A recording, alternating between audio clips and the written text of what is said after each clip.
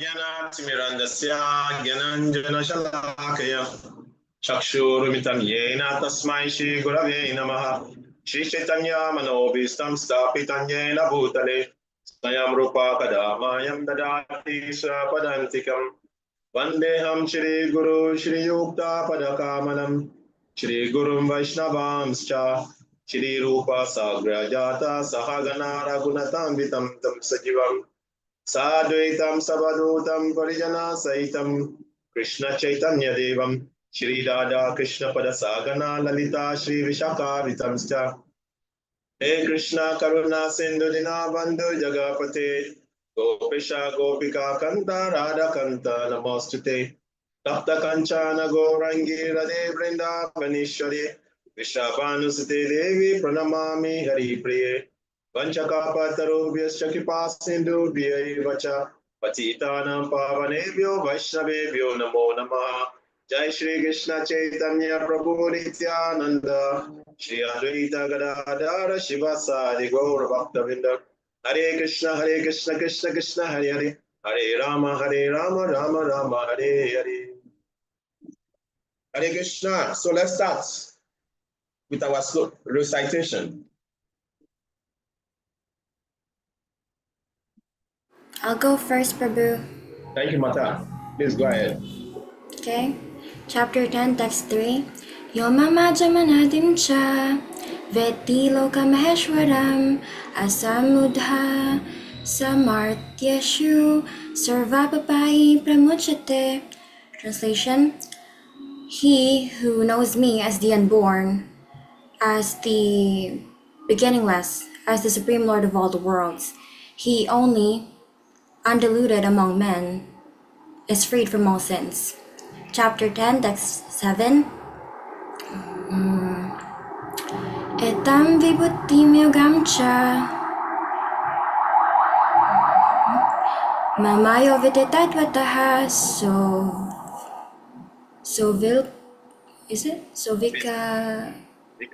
Sovikalpena yogena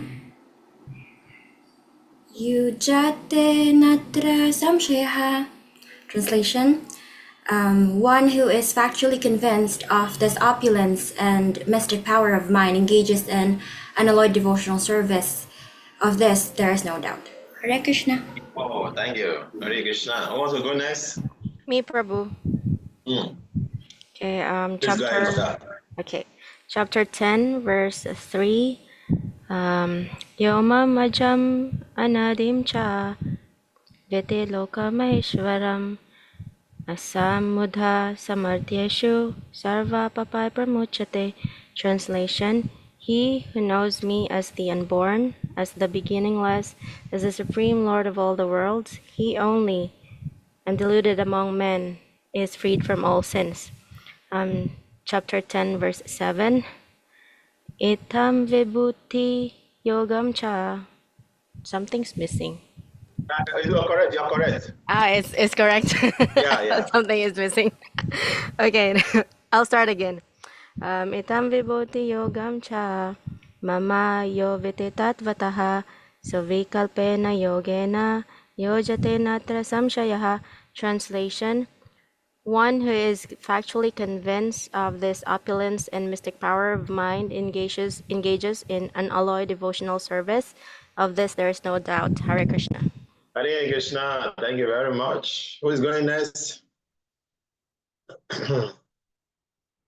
I try, Prabhu.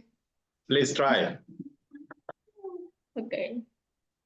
Bhagavad Gita as it is, chapter 10, verse 3. Okay. Yo mama jam, no. Ajam anadimcha. What, Prabhu? Sorry. Yo mam ajam adam anadimcha. Okay. Yo mama jam anadimcha, lokama isvaram. Beti. Beti means to know. Beti means know. Mama, okay. Yo mama jam anadim cha Veti. Vikiloka Maheswara Maheshwaram. Asamudhat Samartyaso Sarvapapai. Sarvapapai Pramochate. Marchati. Translation. He knows us. He who knows us. What? He who knows us unborn me as the beginningless, as the supreme Lord of all the worlds. He only undiluted among men is freed from all sins. Thanks. Thank Okay, you. 10.7. What is this? Itabibutim yogamcha. Itam bibutim. No. Itam bibutim. Yogamcha. Itam bibutim yugam cha. Itam Mayo bibutim. veti tatataha. Itam bibutim yugam cha. Mama yubiti tat bataha. So the campaigner yogena. So vikalpina yogena Vijate natra samsaya. yogyati natra samsayaha. Translation. He One who is actually convinced of this opulence. Okay, Prabhu. Who is factually convinced of this opulence And mystic and power mystic of power of mind. mind, engaging in an Unalloyed alloyed devotional service devotional service of this. of this. There is no doubt. Of this, there is no doubt. Sorry, Prabhu. Thank you very much. Uh, No problems. You can try more tomorrow. Thank you very much. You really try, okay? We can see your sincerity in trying to learn it, okay? We are more happy with the sincerity. Okay, let's go. Next. I will try, Prabhuji. Yes, please try. 10.3. Okay. Yo mam ajam anadim cha veti loka maheshwaram asamuda samartyeshu sarva papi pramuchyate. Translation. He who knows me as unborn, beginningless, the supreme lord of all the worlds, he only undiluted among men is freed from all the sins. 10.7. Etam vibhutim yogam cha mam yo veti tatvata. So vikalpena yogena vidyate natra samshaya. Translation. One who is actually convinced with the opulences and mystic powers of mind. Engages. Okay, of Engages. mind. Engages. Engages with unalloyed devotion. Is Of this there is no doubt. There is no doubt. Okay, Hare Krishna. Hare Krishna. Thank you very much. Thank you very much. Mother Lakshmi. No, Want to Prabhu, try? I didn't recite today. I'm not well. Okay, tomorrow. It's all right. Okay, let's start. So let's quickly go through our summary, what we have done now. Was it yesterday? Yes, yesterday. Yeah, we had Bhagavad Gita yesterday. Okay, let's quickly go through so that we don't have time. Actually, our time is very precious. So let us take advantage of time. You know, the time moves very fast. But Anike, you want to do it or? I can do it, Prabhu. Please go ahead. If they have other notes, they can supplement mine. Okay? Very good. So we started with chapter 10 yesterday, the opulence of the absolute. So after Krishna concludes the previous chapter that we should surrender to him, think of him and worship him, now he's trying to tell his dear friend Arjuna that he's going to share more knowledge to him that he already explained in the previous chapters. So in this chapter, Krishna will give us knowledge in a much higher, what is this? Higher in detail, which is much higher in detail. So we mentioned, what is this? Chapter 7. You wrote it and you're asking us. Yeah. I'm not gonna. So let's go to the purport of chapter 10.1. We said here that again Krishna tells Arjuna about his manifestations and various opulences. Since Arjuna is very dear to Krishna, um, what is this? Arjuna can take part in this discourse of Krishna's opulence. But if you're not dear to him, you're not really qualified to have this discourse. That's why, as we've discussed, chapter 10 as well as chapter 7 up until 14, it's the a core essence of Bhagavad Gita.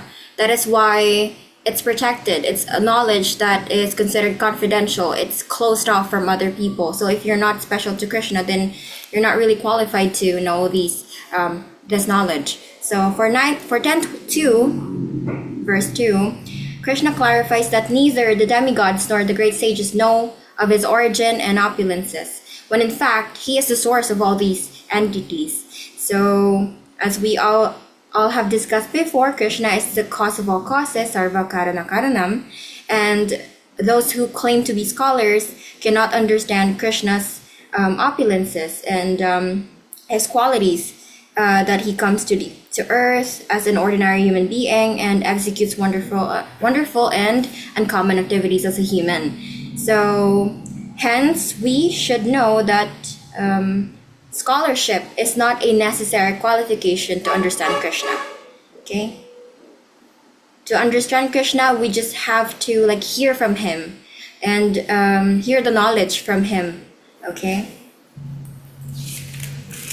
For verse 3, we said that he who knows, as we recited earlier, if you know Krishna as the unborn, as the beginningless, as the Supreme Lord of all the worlds, then you are undiluted and you will be freed. That's why we connected this verse to chapter 4, text 9, right? Because they have the same essence. That if you know Krishna's transcendental nature, his activities, and qualities, then you will never be born again in this world. Okay? You will come to his abode. So, just by understanding Lord Sri Krishna, you are freed from all sins. That's the basic explanation of verse 3. Okay? For the purport, we discussed the concept of Krishna as being the son, right, of Devaki and even his foster mom, Mother Yashoda. So this form of Krishna is very hard to comprehend for the Mayavadis, even the other scholars, because they just can't wrap their minds around Krishna's manifestation as a human being, as someone's son. But if you're like Vasudev and Mother Devaki, if you perform austerities and penances all throughout your life, and you wish for Krishna to be your son like them, they want to be like paternal, they want to be like Krishna's parents, then you can have that. Krishna will give you that blessing as long as you are sincere in your austerities. So that is why we discussed here Krishna's 3 forms, right? He became their child for 3 lifetimes. He came as Krishnagarbha, Vamandeva, and then Krishna. So we said that having God as your child is to fulfill the desire of caring for him and serving him as in a parental platform or mode. Okay? So also, Prabhu, we mentioned, I think we viewed, what is this? Srimad Bhagavatam, right? The first verse of it, like 1.1, the Om Namo Bhagavate Vasudevaya. So we made a clear distinction between the Vasudevaya, the father, and then the son, when it comes to like the intonation, the way you pronounce the Va. If it's longer, then you're referring to Krishna's father. If it's shorter, Vasudevaya, it's Krishna. So we just have to clear that up, because even in the first very first verse in Srimad Bhagavatam, Srila Vyasadev established that Krishna, we have to offer our humble obeisances to Vasudev, to Krishna. Okay, that's it, Prabhu. Hopefully they can supplement it. Actually, listening to you repeating your notes is sweeter than me speaking. So I really appreciate every day. Thank you. Okay. Very nice. And one thing that is there is that the Srimad Bhagavatam you were saying is very nice, and I'm very happy that you got the concept, which is very interesting, because yesterday, establishing right from the beginning of Bhagavatam, like you said, that the person we are trying to describe his glories and activities in this book is the son of Vasudev, you know, and he will have simply say Om Namo Bhagavan or something, Om Namo Narayanaya. Or it's very easy for people to understand that Narayana is the supreme, or Vishnu is the supreme. But here he's saying the son of Vasudev is the person we are glorifying here. You see, which make him stand out, or make Krishna stand out as the supreme Samam Bolum, the source of everything. You know, so that is very, very important that Vyasadeva is starting Srimad Bhagavatam with that line, which is very, very important. And so that is, and so in test, then we'll continue from there. Now we're going to test 4. That is 3. So because Krishna mentioned here is trying to establish in test 3 that it's very difficult to understand him. You can only understand me through my devotee. Just like he established right from the beginning of the verse 10, that because you are my friend, that is why you can understand me. Arjuna, I shall speak to you for further, giving knowledge that is better. Because you are my friend, because you are my devotee. So unless you are devotee of Krishna, you cannot understand the supremacy of Krishna. Because it's very difficult. In test 2, Krishna say, I am the origin of all this great, great personality you are talking about. And in the test 3, he's saying, me, myself, I'm beginningless. I have no beginning. I'm the source of everything. I have no beginning. How can you understand such person? Only when you associate with the pure devotee, then you can understand. So in test 4 and 5, Krishna continue. He expatiates more on this point, how is the source of everything, including the good qualities we find in this world. So we're going to read that now. Let me share my screen. And today I think we're going to spend some time there, because in the purport, we're going to take them one by one, because Prabhupada took time to explain the different meaning of those things. So let's go to test 4 and 5.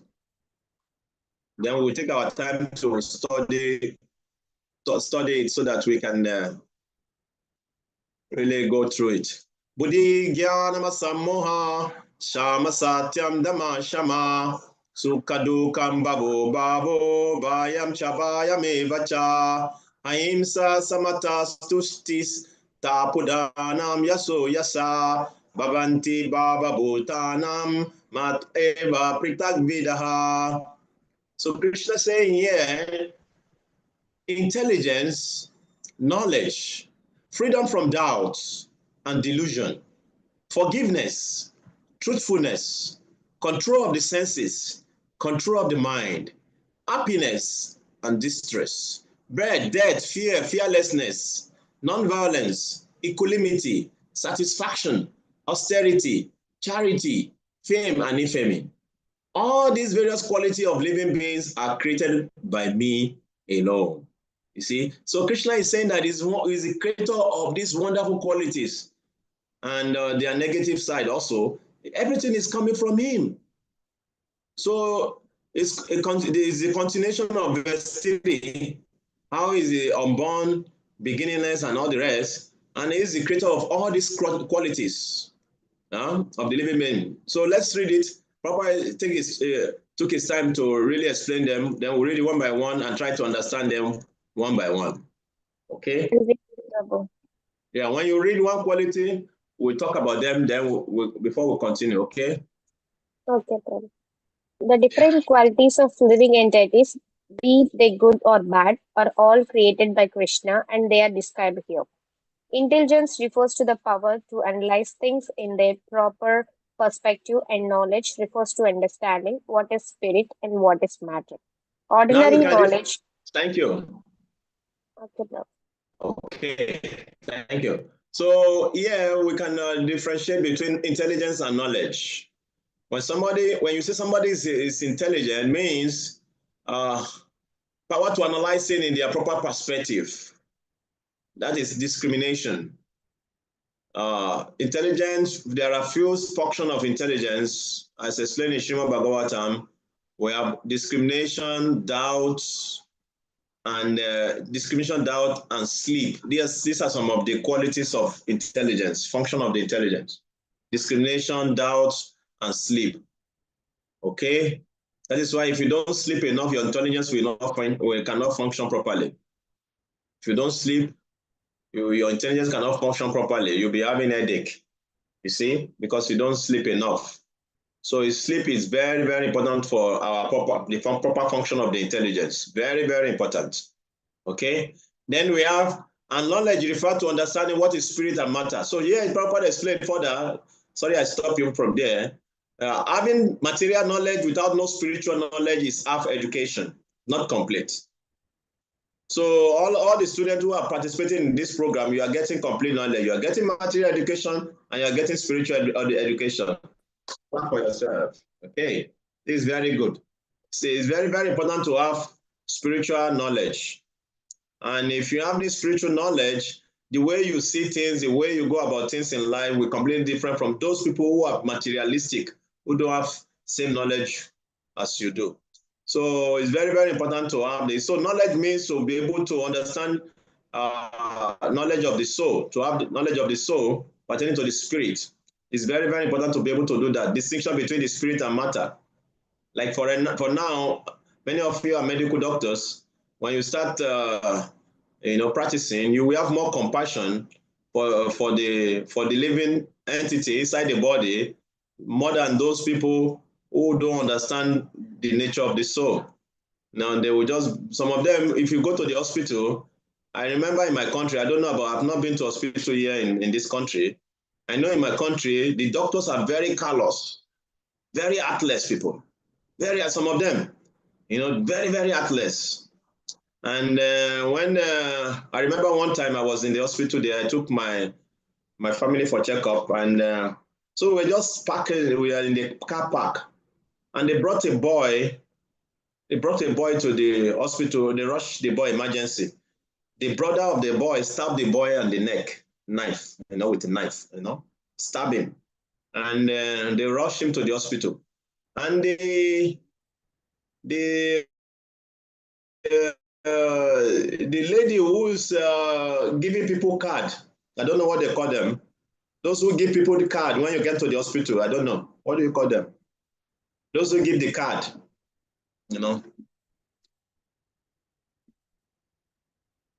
I don't know what they call them, but that is their duty in the hospital, to give card to the patients. New patient come in, they give card to them, new card, they open their file, Receptionist, Prabhu. Reception. Okay, maybe receptionist. Receptionist. Okay, something like that.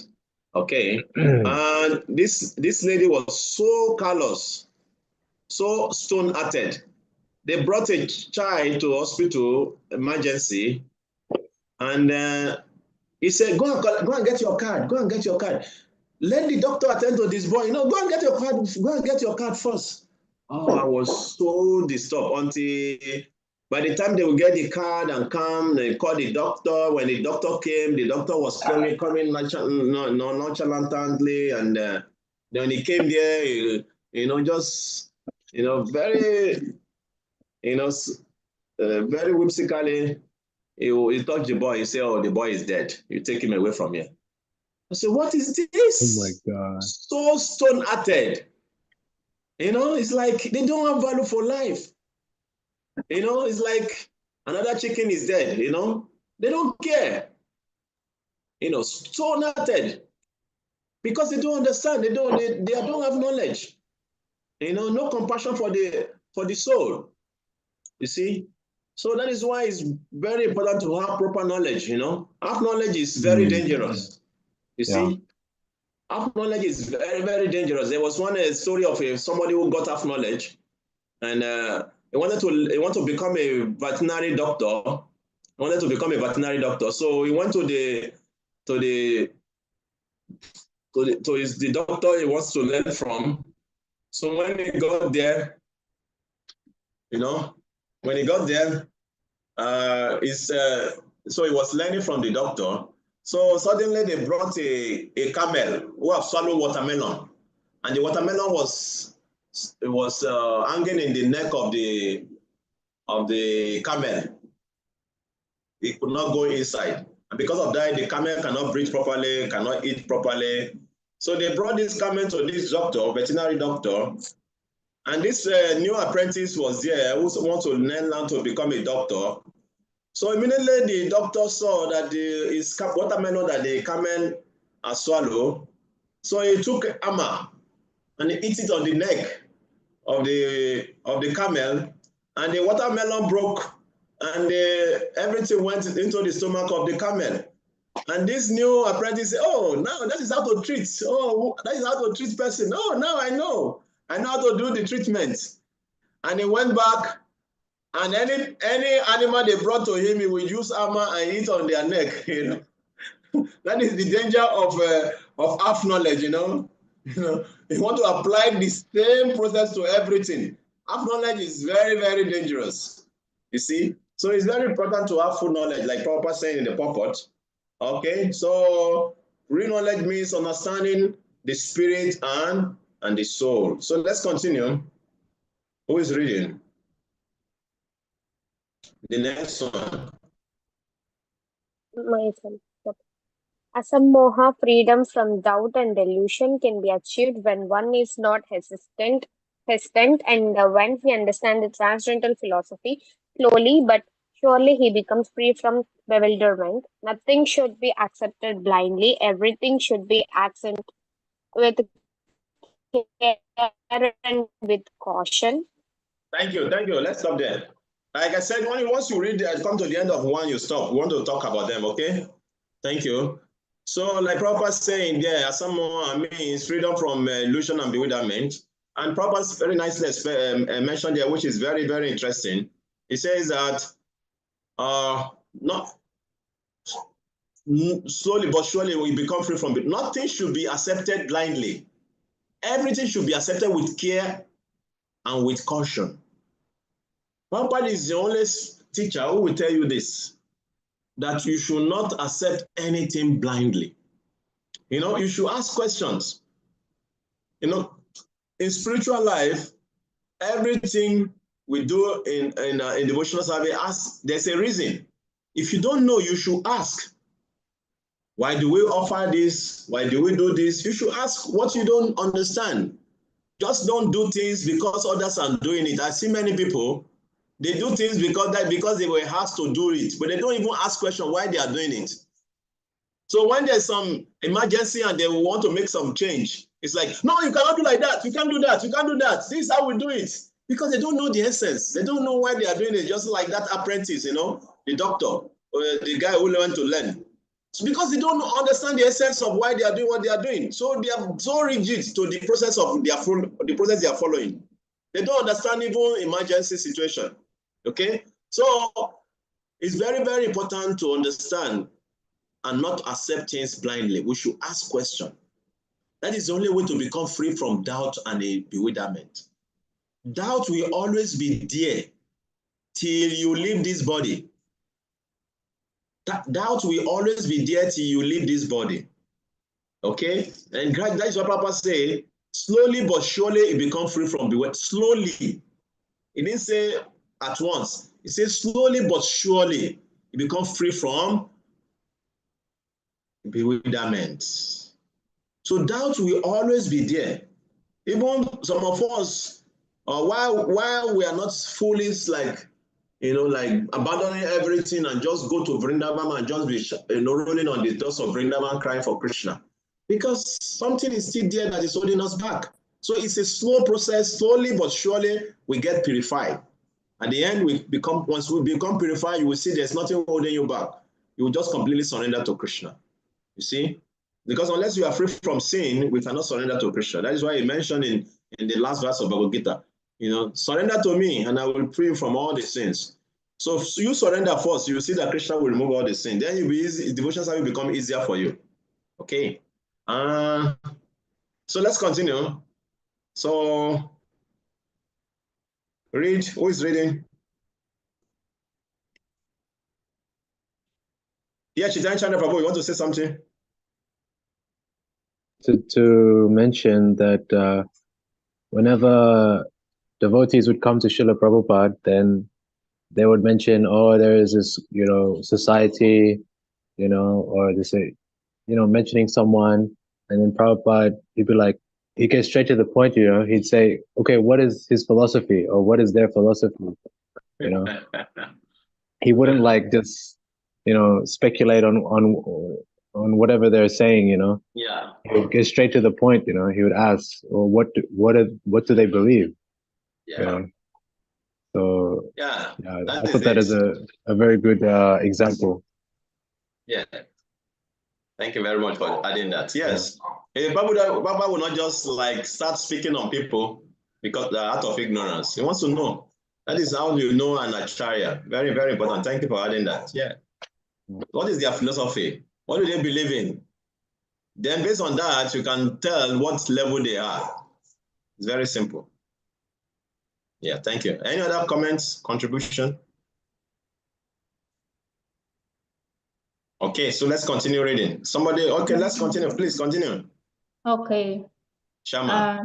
Shama, tolerance, and forgiveness should be practiced. One should be tolerant and excuse the minor offenses of others. Very Satyam? good. Okay. No. You didn't get my instruction. Once you read one, we stop, we talk. Okay. So, Shama, what is Shama? Tolerance. What is tolerance?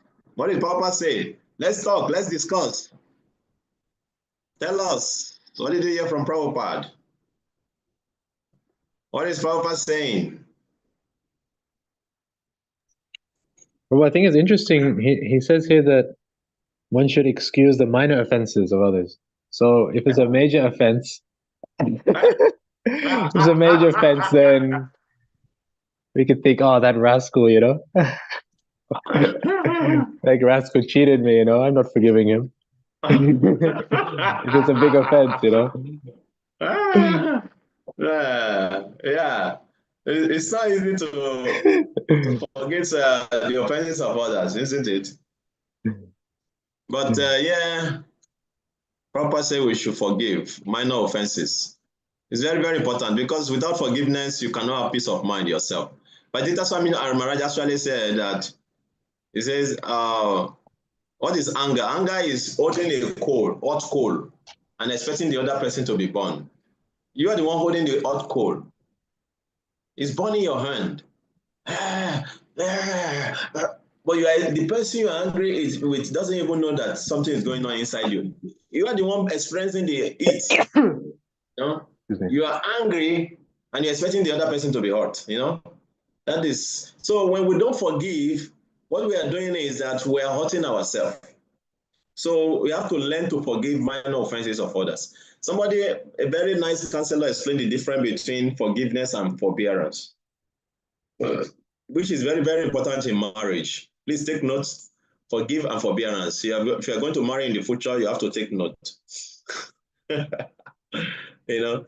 You have to forgive and forbear your partner. That is the only way to remain in marriage for the rest of your life. How? What does that mean? Forgive means, like Prabhupada said, forgive the minor offenses or mistake of others. It means this person has done this thing to you, you forgive. Forbearance means the person is going to do it again, you are still going to forgive. As many times as the person is going to do that, you are going to forgive. That is forbearance. You see? So you are not at this point now, it's not about forgiving again.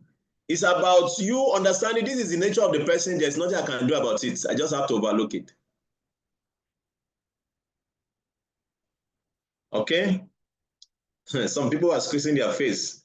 They're going to ask Because me questions. Prabhu, it sounds like it's already abusive if he keeps on or she keeps on repeating same thing after doing it again and again. That's You abusive. have to be a masochist. You have to be a masochist.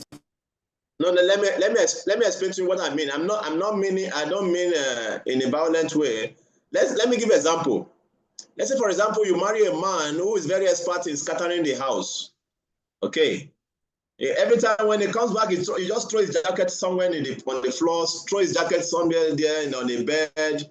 When he comes into the room, even though if you have arranged it, he will just kick the pillow somewhere there and there. And he keeps on doing that every time.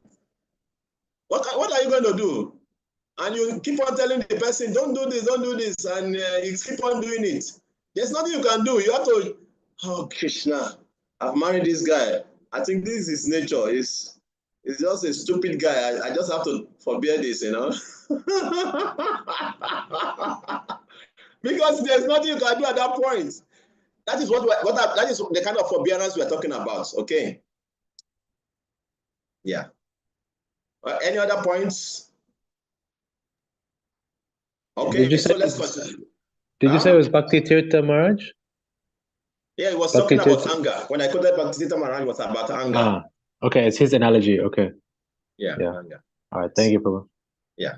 So let's continue. Shama, we talk about Shama tolerance. Papa said we should forgive the minor mistake of others. So we should practice this in our life. I remember in the morning we were discussing in the class, and we were reading about Krishna killing the demons, and I was quoting from Bhakti Thakur about how these demons that Krishna killing in the book are different demoniac tendency in us, and that every morning the Bhakti Thakur said that we should cry to Krishna and pray for Krishna to remove this demon from our heart. So a devotee told me that we just chant Hare Krishna mantra, all the demon will go away. Actually, I don't want to be in the challenging mood in the morning, so that the matter will not becoming a big argument. Because I wanted to ask the devotee, there are so many people who have been chanting for 40, 50 years, and they are continuing to misbehave. They are not changing. Why? Because they don't understand. They don't understand the simple philosophy of Krishna consciousness. You see, for you to chant and develop good quality, you need to chant the pure holy name of Krishna. And many of us, we are chanting offensively, inattentively. So how are you going to chant to develop those qualities? And that is why the scriptures have told us you have to cultivate those qualities side by side by your chanting. Because sometimes when we have good qualities, we can attract the mercy of the Lord. How did Narada Muni attract the mercy of these Bhagavatas? Narada Muni attracted the mercy of the Bhagavatas because of his good, gentle behavior as a boy.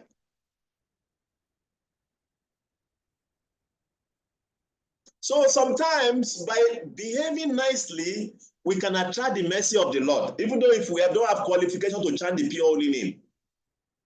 Let's say, for example, you are equal post to your enemy and friend. And the Lord will be so happy. Oh, this devotee is so equal post with his enemy and friend. And before you know, you become dear to the Lord will take, the Lord is saying this devotee is trying to cultivate this kind of good quality. And because of that, you can get the blessing of the Lord to be able to chant the pure holy name. So some of this quality, like Prabhupada mentioned here, Prabhupada is saying we should cultivate them. You see, we have to cultivate these qualities. Okay, so let's continue. Shama, let's continue. Satyam. Okay, let's go. Truthfulness. Truthfulness means that facts should be presented as they are for the benefit of others. Facts should not be misrepresented. According to social conventions, it is said that one can speak the truth only when it is palatable to others. But that is not truthfulness. The truth should be spoken in a straightforward way so that others will understand actually what the facts are. If a man is a thief and if people are warned that he is a thief, then that is truth. Although sometimes the truth is unpalatable, one should not refrain from speaking it. Truthfulness demands that the facts be presented as they are for the benefit of others. That is the definition of truth. Much. So we should understand what truthfulness means. Yeah. Truthfulness is completely different from criticism. Prabhupada say when you call a thief, and when you tell one a devotee that this is a thief, be careful. That is not criticism. That is the truth. Sometimes the truth may be bitter. Okay? So the truth may be bitter, but sometimes the truth has to be spoken.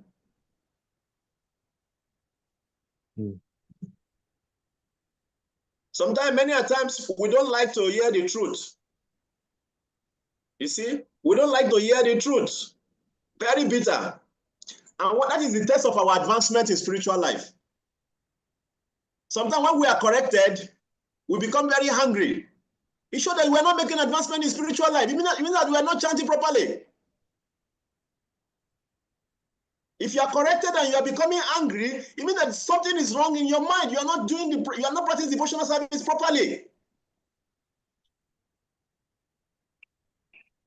You see, so if I'm chanting for 20, 30 years, and at the same time, I'm still angry when I'm corrected, or when they point my mistake to me and getting angry, then something is wrong with my practice. Are you getting my point? So we should learn to accept the truth, even if it's not palatable. That is what Prabhupada is saying here. Very, very important for our spiritual upliftment, for our spiritual advancement. It's very, very important. Sometimes when they will tell me truths about myself, it may pain me. I should not be angry. I should accept it, even though if it's very painful. I should accept that pain and swallow and drink water and swallow it. Even though if it's painful, you drink water to it and swallow it. Yes, the truth is never sweet. The truth will be painful. Accept it and drink water and swallow it. The truth is never palatable. You see? So it's very, very important to understand this. Proper taking his time to write about these things, to study them, and try to apply them in our life. That's why we are reading them. Okay. I see so many on before. Many of them have gone down. Yes, Prabhu. Go first, Mother Nikki. Okay, Mother Nikki, please go ahead. Yeah, I just want to clarify, Prabhu, because sometimes, we misunderstand like the difference between honesty and then harshfulness. Okay. Because sometimes people would say, "Oh, I'm just being honest. I'm just speaking the truth. I'm just telling the truth. So I'm not wrong." But sometimes there's the perfect time and place to say things. Yes. In all honesty. Yeah. So yes, being truthful is nice. It's what we should do, but it shouldn't be done in like most places, because sometimes when you tell someone the truth, they're gonna take it personally, and instead of giving that person like an advice that would help him out, that person would just spiral. Because Prabhu, I have a thing. I have this idea that whenever I meet older people, like adults, they would be so harsh and they would tell me like, "Oh, I'm like this, so you have to accept me as I am because I'm this way. I've always been honest." And the thing is, that's just an excuse. You're not honest. You're just really offensive sometimes. No, that is immaturity. It's not about age. Somebody can be very old and immature in communication. And I feel like, Prabhu, when it comes to like maturity, the formative years really is to fix yourself, to grow, is around like 13 to early 20s. If you didn't do that, your bad behavior and bad traits is gonna freeze over like a lake, and you're gonna be a horrible person for the rest of your life. So you should really fix yourself when you're young, because you become an adult and you're just that. I don't want to be like, I don't want to talk to you. I mean, because sometimes I would meet older people, like elderly too. They would be really nasty, because they would use their age to their seniority. So you must like kiss their foot or something, kiss the ground that they walk on because they're seniors. I feel like sometimes they become adults and they use that as like a leverage against younger individuals. And when you're a devotee, even when you're older, you're young, you shouldn't be that way. You're But I right. feel like they're like that. So a little bit disappointed, but not surprised. Thank you very much for sharing your honest feeling. See, one thing about communication is that, just like you said, we have to continue building on our communication skills. Like I told, when we were giving our presentation, I told you how we're going to be giving feedback to the bodies, isn't it? That is how to correct people. So when you want to tell people the truth, you have to consider the person you are telling. How you present it is very important. Where you telling the person is very important. You see, the place, and how is very, very important. But after doing all this, if the person is still angry, there's something is wrong with the person. Prabhu. Yeah. Yeah, I want a question. Yes, please. Is it related to this communication? Of course, it is. That's why Yeah, I'm please asking go question ahead. now. Thank you. Please ask the question. So, Prabhu, I want to know if sorry, I want to know if something that I did was wrong or not, and Yeah. something that how the person reacted, was it wrong or was it okay in Right. that manner? Yeah. So I'm gonna give a backstory first before I give out the entire truth. So Please. what happened is before this incident happened, the person told me already that this person wants to be corrected, or like he or she loves to be corrected, and so he or she told me personally that he wants to be corrected on this and that, because he found or she found that I had some previous some sort of like Experience. experience on like the experiences in the practice. So Yeah. one time what happened was there was this really like big incident that happened, and then I saw something that was really like for me Prabhu is like very disrespectful, because this person, because we all know that Sri Krishna, his words, his form, the scriptures, everything is the same.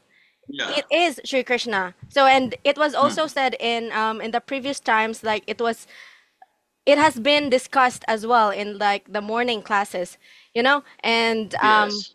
and then when I saw that, like the person was like placing some really bad, like degrading stuffs in front of the scripture.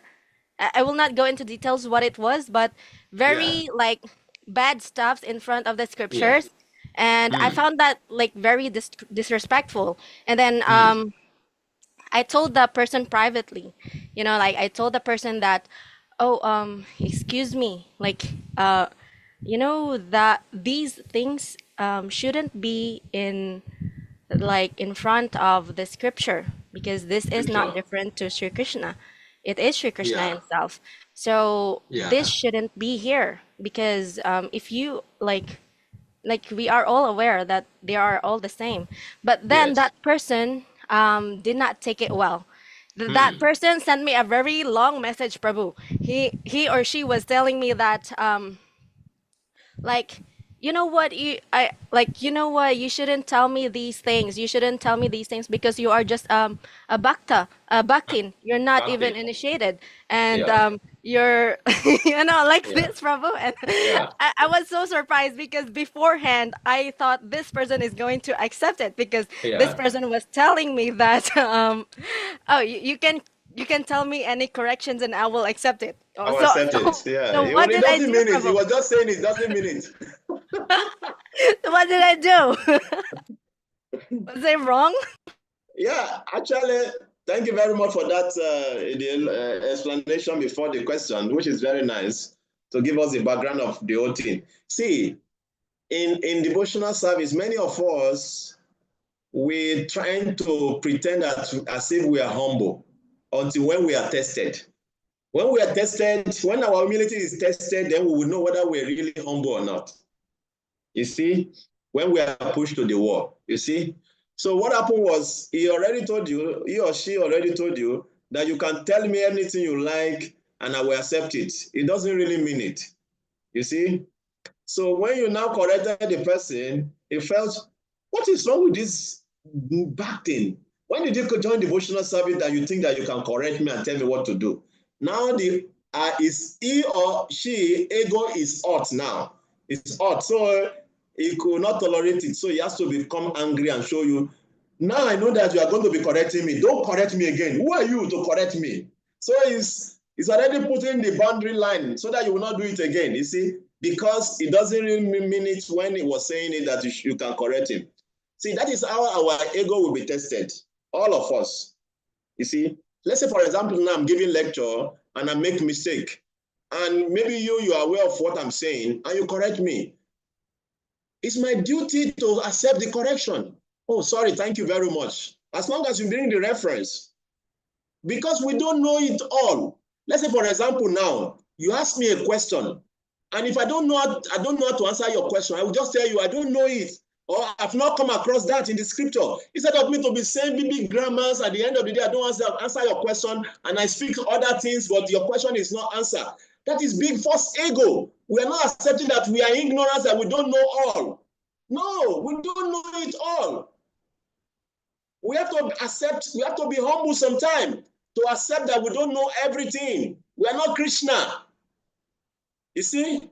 So once we start thinking that, oh, I don't want to accept my vulnerability, you know, I don't want this person to know that, then you're already caught up with false ego.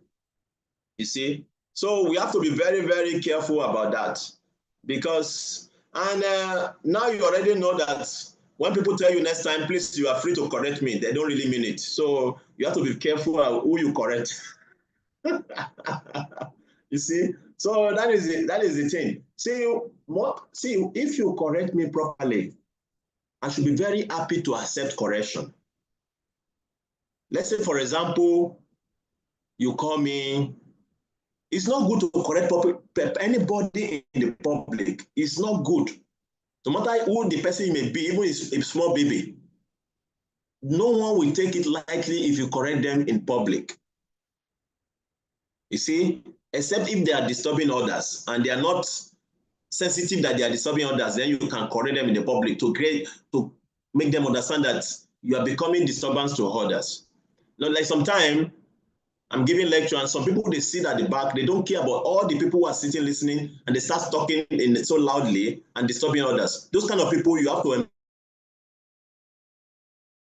embarrass them because now they are looking down on others who are sitting down as if they are nothing and they think that they can speak loudly at the back. That is not good. You see, only on that occasion you can correct that kind of person in the public. But when it comes to any other thing, you have to call people behind and tell them what they are doing wrong. The way you present it to them will make them accept your correction or not. Very, very important. The way we correct people is very, very important.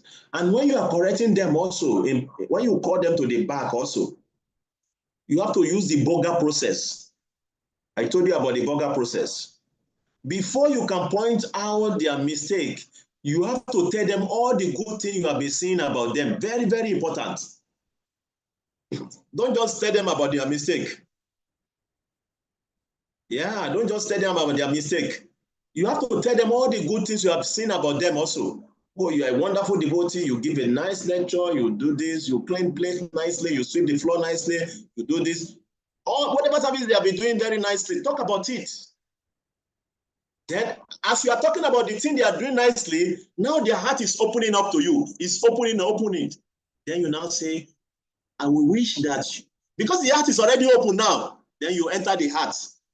I will wish that if you can do this, it will be nice. Before it closes the heart, you already enter the heart. And then it will swallow it. It may not be sweet, but it will appreciate it. You see? That is the science of correcting people. It's very, very important. You know, and you cannot correct people that you don't have a relationship with. It must be people that you already develop a relationship with. When you don't have a relationship with someone, don't correct them. They will become angry. I have a personal experience of this. There was a time in the temple, I was relating with this devotee, we were relating with very nicely. Suddenly, I tried to, I was seeing that this devotee was not coming for maybe class. So I was just like nicely telling him, very nicely, alone. Like, Babuji, class, you can please come to the class. Oh, that was the end. The devotee from that day, he stopped talking to me. It changed completely. You see? So you have to be very careful how you correct people. Because some people, they cannot just bring their ego down. They don't want you to correct them. It's very painful and very hurtful when you eat people's ego. It's very painful. So correcting people is it's not easy job. That is why the management, they are doing a thankless job. That's why you see, if you're a manager, not everyone will love you. Because sometimes you have to correct them and they don't like that. They're very hungry. Nobody likes to be corrected. I remember one time we were inside a car and a devotee was saying, oh, the Filipino doesn't like to be corrected. I said, no, it's not Filipino. No human being likes to be corrected. No human being. It's not only Filipino. Even me, I don't like to be corrected. Same. You see? No one likes to be corrected. So if you have to correct someone, you have to really do it in a very sensitive way. Very, very sensitive. And you must already have a connection and relationship with that person. Is that clear? Yes, From Prabhuji. truthfulness, we went to correction now. Okay, Chetai. I saw Ashaya Mataji and first. Ashaya Mataji, then I will take Chetai Chandra. Hare Krishna Prabhuji. You have to really increase your volume, even if your throat is, so that we can hear you, we can benefit from Sorry, what I'm you are saying. recovering from being sick. Yeah, Hare Krishna. So, for example, there was this one devotee that you try to take care, and then one time you are very sick, and then, but because you see that he or she is also very sick, you try to take care of that person. And then one day, I don't know, like other devotee tried to blaspheme you to her, and then she started like saying bad things to you, that you are like this, and then I don't respect you and all. And then you wanted to like reconcile, but then the person is not ready.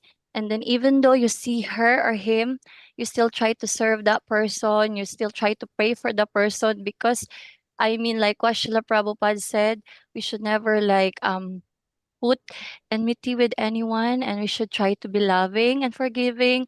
And then you still feel that that person is hating you.